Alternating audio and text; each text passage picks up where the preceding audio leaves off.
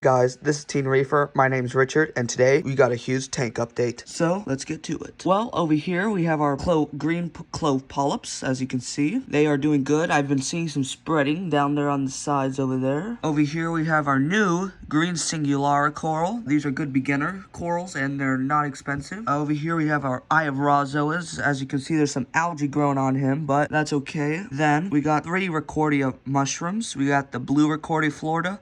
We got the orange Recordia Florida, and we got the green Recordia Florida. And of course, we have our Utter Chaos Zoas. Those are new. And we have an orange Discoma mushroom coral. Then we have a Fire and Ice Zoa. Those guys are kind of closing up because my fire cleaner shrimp has been cleaning around the tank. Then I've also added one feather duster to the tank. This really helps clean up the water. As you can see right here, all those little particles floating by. He'll actually eat all those and clean the water up. Then for our pulsing xenia coral, I've been seeing some growth lately, mostly on this side. I'm hoping he can spread around the rock right here. Then over here, we have a red xenia coral. It lost some of its color, and I'm hoping the color can come back soon. Then we have our regular toadstool coral. And then we have our 2 purple monster zoas. They've been closing up lately because of the hermit crabs have been bothering them. Then over here, we have our jungle juice zoas and our orange rhodactis. They've been doing good. I've been seeing some growth on the jungle juice zoas, as you can see right on the side there.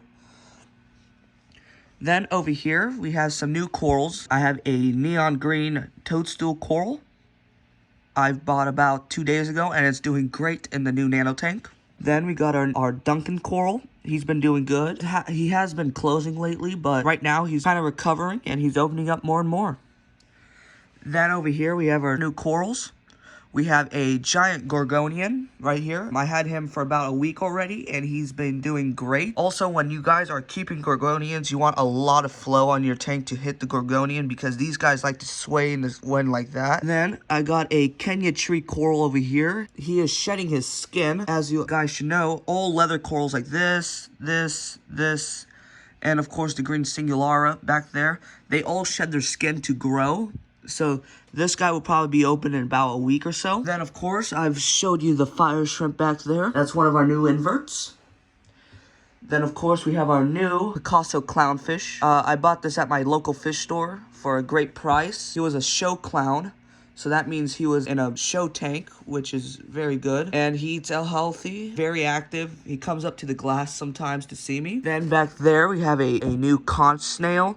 This will really eat all that algae on the sand, as you can see as he's doing right now with his mouth.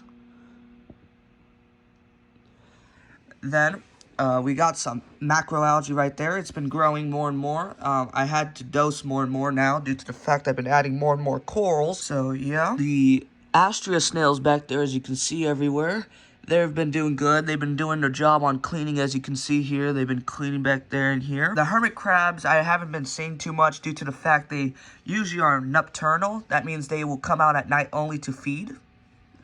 Also, some good news about the tank. All these white spots right here, those are called copepods.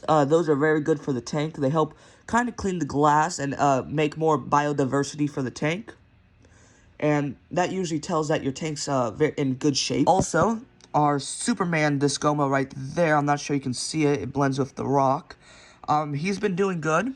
He has been knocked around some with the hermit crabs and snails, but I found him in a good spot right here. So he's been doing good. Also, I have a hydrometer over here, Fluval C. That usually helps me to see my water parameters right here. My salinity is at 1.028.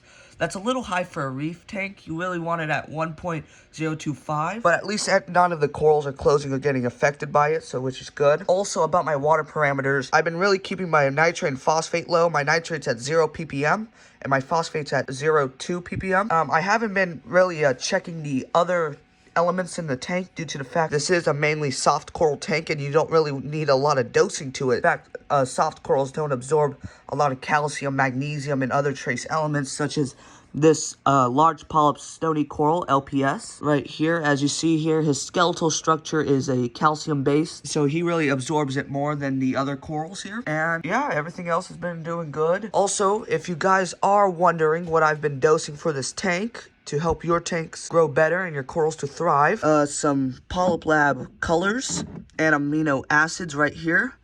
I've also been dosing some Polyp Lab 1. This is alkalinity, calcium, and magnesium, and trace elements from Kent Marine. Also, I've been dosing some iodine right here, and I've been dosing some fluval C3 ions such as strontium, calcium, magnesium. I've also been dosing Cheeto Grow for the macroalgae, for the nutrients can go up, and yeah, and my clownfish frozen mysis shrimp.